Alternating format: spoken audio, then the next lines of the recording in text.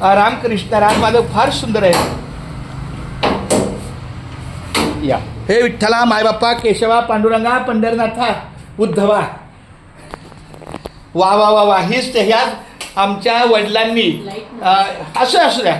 या देवाच्या दारी देवाची ये द्वारी उभा क्षणभरी तेने मुक्तिचारी साधी येल्या.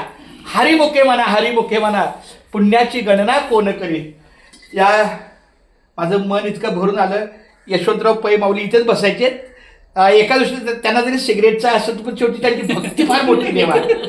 हा त्यांचा तो एक म्हणतात ना गजानन महाराज होते का काहीतरी घेत, त्यामुळे तो त्यांचा भाग. पण वारकऱ्याच्या सेवेला त्यांची फार मोठी भक्ती.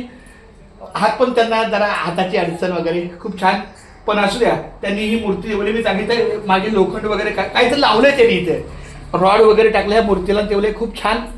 खूप मला बरं वाटलं. आणि ह्या अशा प्रकारे मूर्ती पांडुरंग कारंडे महाराज कराडकर आणि यशवंत लक्ष्मण पै माऊलींचं या सेवेला खूप योगदान आहे. माऊली रामकृष्ण आम्ही आतमध्ये बसलो सुद्धा होतो.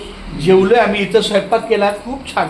पण जसं इथं पावसाचं प्रमाण जास्त वाढलं मग आमचा मुक्काम आम्ही आणि वडील पण वारले. मग त्या बाबा वारल्यामुळे आणि माझे वडील पण 13लाच गेले आणि तुमचे पण बाबा 13ला. तर त्यामुळे मग हा इथला मुक्काम आम्ही हलवला. आणि गणपतीचं मंदिर आहे ना वरदविनायक तिथं धर्मशाळा आहे. माऊली रामकृष्ण आले खूप सारे पांडुरंगा विठ्ठला केशवा. नाही असं रामकृष्ण हरी काय सुंदर देवा. धन्य आज दिन झाले संतांचे दर्शन. झाली पापा तापा तुटी दैन्य गेले उठाउठी. झाले समाधान पायी विसावले मन. तुका म्हणे आलो घरा तोची दिवाळी दसरा. आमच्या पै माऊलींच्या निवासस्थानी आम्ही आलो. मला वाटतं 10-12 वर्षानंतर मी आतमध्ये पाऊल ठेवलंय. जसं का त्यांचा दरवाजा पण तरी बंद दरवाजा असला तरी पण आम्ही येऊन जातो दर्शन घेऊन जातो. इथं आमचा विसावा असतो. तर ही विसावा आम्ही कधीही इकडे आलो तर कमानी फार महत्त्वाची आमची. वरदविनायक महड मंदिर कमानी म्हणजे आमच्या पै महाराजांचं निवासस्थान. खूप छान. माऊली रामकृष्ण हरी. बरं आम्हीच आता बोललो जरा 2 शब्द तुमच्या पण मुखातून काहीतरी ऐकू द्या माऊली. मी ऐकणारा व्यक्ती आहे. मी जास्त बोलत नाहीये. पण तरी सुद्धा काय आहे आता तुम्ही जे बोललात एवढा मला आनंद झाला की माझा आता शब्द बोलण्याचा काही प्रश्नच येत नाहीये.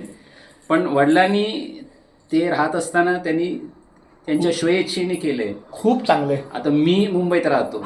मी देवाच्या कृपेने जर का इकडे मी आलो तर ते वडिलांनी जे कार्य केले ते पुढे घेऊन जाण्याचं माझी इच्छा आहे. पण ते सर्व त्याच्या हातामध्ये आहे. तो कसं घडवून देतो. ओके खूप छान. विचार करूया त्याच्यामध्ये. चालतंय खूप छान. देवानी इच्छा हे म्हणजे माझी इकडे राहण्याची जर का त्यांनी केली सोय करून दिली तर विचार करूया. कारण मला पण त्याच्यात आवड आहे. अहो फार सुंदर आहे. देवाची ह्या देवाच्या दारात तुमचं निवासस्थान आहे. काय सुंदर भाग्य. इथं आपली दिंडी राहिलेली आहे. अनेक वर्ष दिंडीचा इथे मुक्काम आहे. आणि ते बोलायचे हे आतमध्ये या महिला मंडळ आतमध्ये या. पुरुष जरी भिजले तरी चालतील. ते स्पष्ट बोलणार होते आपले यशवंतराव पै माऊली. पूर्ण जे काही इकडे घडामोडी व्हायचे ते आम्हाला पूर्ण सांगायचे. बाबा असं दिंडी येते. मी बोललो